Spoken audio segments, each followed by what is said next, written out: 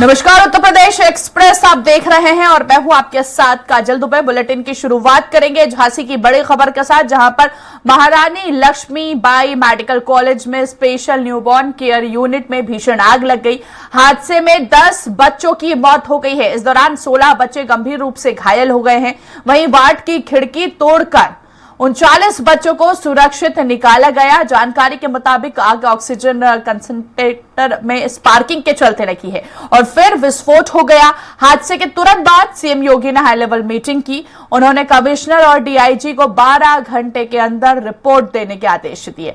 झांसी पहुंचे deputy CM Brajesh Pathak ने कहा, हादसे की 3 जांच होगी।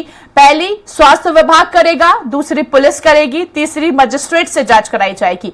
अगर कोई चूक पाई जाती है तो जिम्मेदारों पर कड़ी से कड़ी कार्रवाई करेंगे। यूपी की योगी सरकार ने मृतकों के परिजनों को 5-5 लाख रुपए की आर्थिक मदद देने का ऐलान किया है और घायलों को 50,000 की सहायता राशि दी जाएगी। वहीं प्रधानमंत्री मोदी ने इस घटना पर दुख जताया है और घटना में मारे गए प्रत्येक व्यक्ति के परिजनों को प्रधानमंत्री राष्ट्रीय राहत कोष से 2 लाख रुपए की राशि देने की घोषणा की है। इधर बसपा चीफ मायावती, सपा अध्यक्ष अखिलेश यादव ने भी घटना पर दुख जताया है, दोषियों पर कार्रवाई की मांग की है।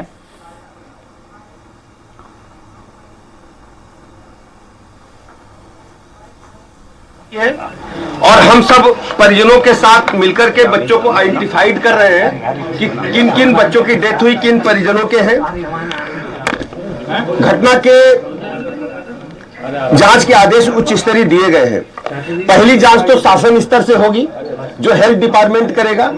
दूसरी जांच पुलिस प्रशासन और जिले के स्तर से होगी, जिसमें फायर विभाग की भी टीम शामिल होगी। और तीसरी मजिस्ट्रेटी जांच के भी आदेश दिए गए हैं। हर स्थिति में घटना के कारणों का पता लगाया जाएगा।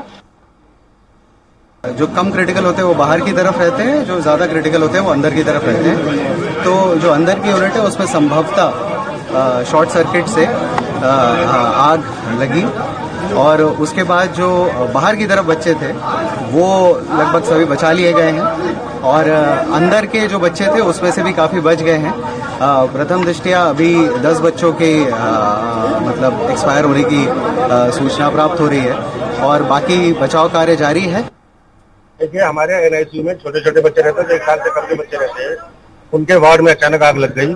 ऑक्सीजन कंसंट्रेटर एक मशीन होती है, जिससे उस वक्त उस वार्ड में 54 बच्चे भर्ती थे, जिनमें से लगभग सभी बच्चों को निकाल लिया गया, लेकिन 10 बच्चे नहीं बच पाए। बाकी सारे बच्चों को निकाल लिया गया वहां से सकुशल और उनको दूसरी जगह पे शिफ्ट।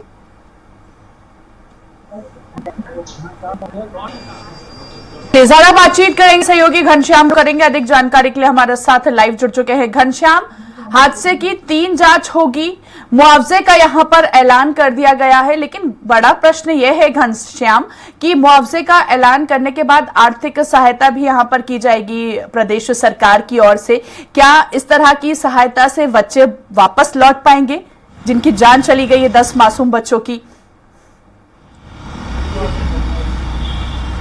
देखिए, कमीशन खोरी के भेंट में चढ़े 10 जीवन लीलाएं समाप्त हो गई, नौनिहालों की जान चली गई। अब ऐसे में मुआवजे का मरहम के अलावा इस सरकार के पास कुछ नहीं है। अगर कुछ है इस सरकार के पास तो वो जांच करके सख्त कार्रवाई कर ले। लेकिन अभी 12 घंटे में, पहले कल से खबर चल रही है, 12 घंटे में बताया गया कि जांच होगी और जो भी जिम्मेदार होंगे उस पर कड़ी कार्रवाई होगी। 3 जांचों का दावा किया है उप मुख्यमंत्री ब्रजेश पाठक ने, और ब्रजेश पाठक ही इस विभाग के मुखिया हैं, मालिक हैं, जीवनदाता हैं। जीवनदाता इसलिए क्योंकि हॉस्पिटल जीवनदायिनी होती है और उसके ये मालिक हैं, तो जीवनदाता हैं। तो जीवनदाता ने पहली स्वास्थ्य विभाग की जांच की बात कही है कि 3 जांचें होगी जो स्वास्थ्य विभाग करेगा, दूसरी पुलिस करेगी, तीसरा मजिस्ट्रेटियल जांच होगी। अब 3 जांचें होगी। कल तक अभी तक चल रहा था कि 12 घंटे में जांच रिपोर्ट सामने आ जाएगी, उसके बाद सख्त से सख्त कड़ी कार्रवाई की जाएगी। अब 3 अलग अलग जांचें होगी। ठीक बात है, अच्छी बातें है जांचें करना, लेकिन सबसे बड़ी सवाल है काजल, समझिए कि अगर यही प्राइवेट अस्पताल में होता, किसी प्राइवेट अस्पताल में यह मानक पूरा नहीं होता कि गैस सिलेंडर 4 साल पहले एक्सपायर कर गए हों और वहां पे आग लगने से 10 नवजीवन नौनिहाल मर गए हो, जल करके खाक हो गए हो। अभी 9 माह तक जो माँ अपने कोख में बच्चा पाली हो और उसके बाद पैदा होते ही महज कुछ घंटों में वो बच्चा, फूल जैसा बच्चा राख हो गया हो और उसके आंखों के सामने जल रहा हो, उस परिस्थिति को सोच समझ करके भी कलेजा सिहर जाता है। लेकिन ऐसी परिस्थितियां झांसी मेडिकल कॉलेज में घटी। झांसी मेडिकल कॉलेज, अभी इसकी एनआईसीयू वार्ड की भी बात कर लेते हैं। काजल, एनआईसीयू वार्ड जो झांसी में जनवरी फरवरी में मीडिया, जो सरकार की तरफ से एक प्रेस रिलीज जारी हुई, मीडिया के जो मीडिया घराने रहे उसकी हेडलाइन बनी कि झांसी में एनएसआई वार्ड के जरिए वर्ल्ड क्लास की सुविधाएं नवजातों को मिलेगा। वहीं पे इसी वार्ड की बात कर रहे हैं। महज 3-4 महीने 5 महीने पहले मीडिया की हेडलाइन बनती है कि झांसी के एनआईसीयू वार्ड में वर्ल्ड क्लास की इक्विपमेंट रखा जाएगा। वर्ल्ड क्लास की इक्विपमेंट रखा गया है और वहां पे वर्ल्ड क्लास की इलाज बच्चों को मिलेगा। वहीं पर 10 बच्चे जल करके खाक हो गए, 37 बच्चे अभी बाहर निकाले गए हैं, जो जीवन, और उसमें से तमाम ऐसे लोग हैं जिनकी स्थिति बहुत बेहतर नहीं है, लेकिन उनका इलाज चल रहा है। 5 बच्चे कहाँ हैं पता नहीं, उनके जो परिजन हैं चित्कार कर रहे हैं, घूम घूम करके ढूंढ रहे हैं, खोज रहे हैं, कहीं पर आता पता नहीं चल रहा है। सरकारी अमला ने 10 लोगों की मौत की पुष्टि कही। अब कहता है ना कि खाता न वही जो जांच अधिकारी कहे वही सही। 12 घंटे में जांच रिपोर्ट करनी थी, अब 3 कमेटी बना दी गई। Deputy chief minister Brajesh Pathak अब इस मामले में हकला रहे हैं बोलने में कि आखिरकार क्या बोला जाए, क्योंकि जांच तो साफ तो दिख रहा है कि इसमें जो अग्निशमन यंत्र रखा हुआ है वो 4 साल पहले एक्सपायर है। 70 लाख रुपए की लागत लगा करके इसी साल के जनवरी फरवरी में इसका निर्माण किया गया है और 4 साल पुराना अग्निशमन यंत्र टांग दिया गया है, डब्बा टांग दिया गया है। आग लगे तो इसकी कोई जिम्मेदारी नहीं। अब इसमें जांच में क्या करना है, क्या उसे पुरातत्व विभाग जा करके उसे ठोक करके तोड़ करके उसकी अवधि जांच करेगा क्या कि ये कब बना है, कब आया, कब लगा है। लेकिन इसके पीछे अब जांच में किस तरीके से अधिकारी, देखिए पहली बार उत्सव देश है, हमारे साथ मनाने में इनकी जो है से लाइव जुड़े हुए घनश्याम, आप हमारे साथ बने रहिए। फिलहाल की वहां पर क्या स्थिति है, घनश्याम से भी जानने का प्रयास, प्रभात से भी जानने का प्रयास करेंगे। घनश्याम, आप बने रहिए हमारे साथ। प्रभात, फिलहाल क्या ताजा अपडेट सामने आ रहा है? यहाँ पर 3 जांच की बात कही जा रही है और इसके साथ ही मुआवजे का यहाँ पर घोषणा कर दी गई है। क्या लगता है, ये जिस तरह से लुभाने वादे यहाँ पर किए जा रहे हैं, घोषणाएं किए जा रहे हैं, ऐसे में जिस परिजन यहाँ पर जिन बच्चों की जान चली गई है, उन परिजनों का क्या बुरा हाल हो रहा होगा? क्या उनका दुख इन सब चीजों से मिट पाएगा? मैं आपको बताना चाहता हूँ, मैं भी ग्राउंड पे खड़ा हूँ। जो बाढ़ है जहाँ पे हादसा हुआ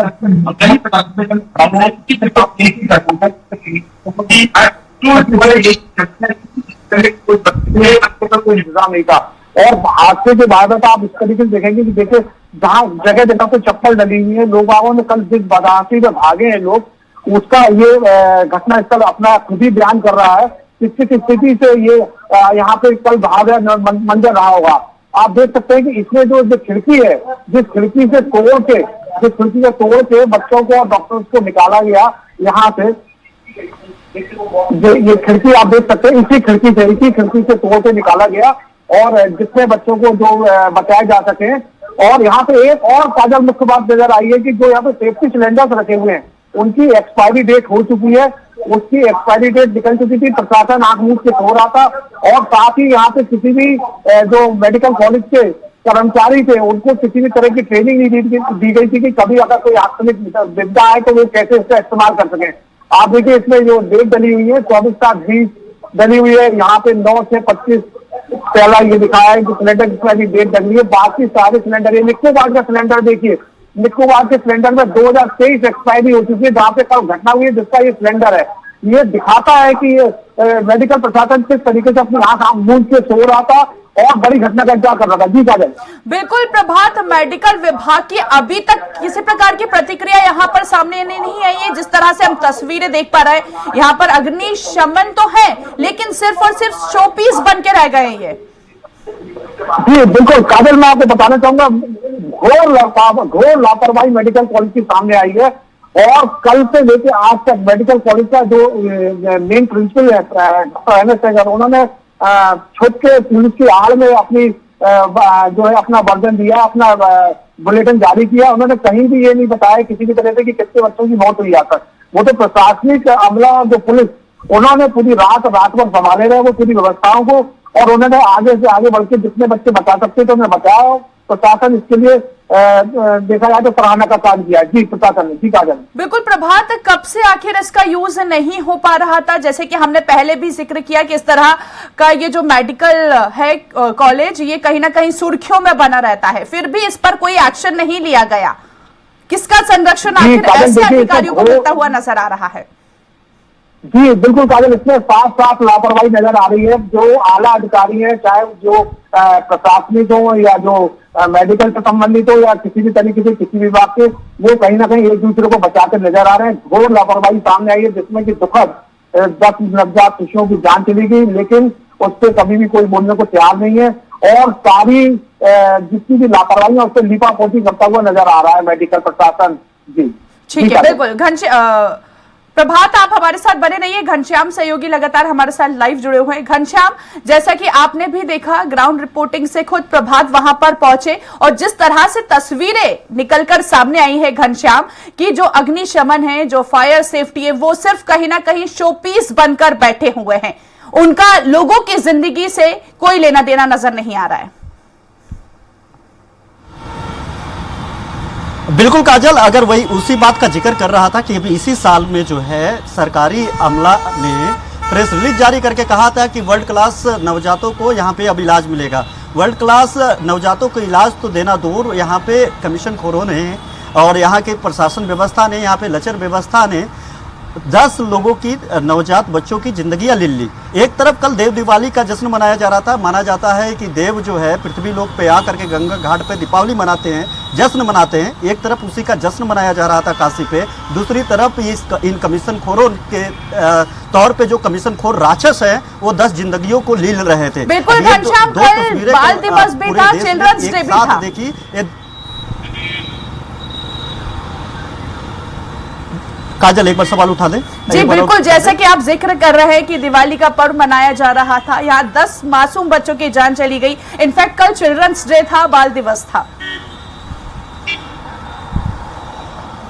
हाँ बिल्कुल, निश्चित तौर पे गुरु नानक देव की प्रकाश उत्सव भी मनाया जा रहा था, और तमाम ऐसे कार्यक्रमों का जो आयोजन किया जा रहा था। और दूसरी तरफ इस तरीके से चित्कार मची हुई थी। अभी 5 ऐसे परिवार हैं जो अभी भी अपने बच्चों को, अपने नैनीहाल को, उनको एक उम्मीद है कि हमारे नैनीहाल कहीं मिला नहीं तो हो सकता है किसी वार्ड में उसे भर्ती करा करके इलाज कराया जा रहा है। वो ढूंढ रहे हैं, एक जो सरकारी अमला है, सरकारी अमला का जो दर दर भटक रहे हैं और कह रहे हैं कि हमारे कम से कम हमारे मासूम से मिलवा दे, क्योंकि जो आंकड़े भर्ती के हैं और जो आंकड़े मौतों के हैं, दोनों को जोड़ने के बाद 5 लोगों का मिक्सिंग हो रहा है। और वो लोग खोज रहे हैं, जो ढूंढ रहे हैं, जो परिजन ढूंढ रहे हैं, तो उसमें उनके बच्चे नहीं मिल रहे हैं। दूसरी तरफ देखिए, वहां के अधिकारियों को शर्म आएगी, इन लोगों को शर्म नहीं आती है।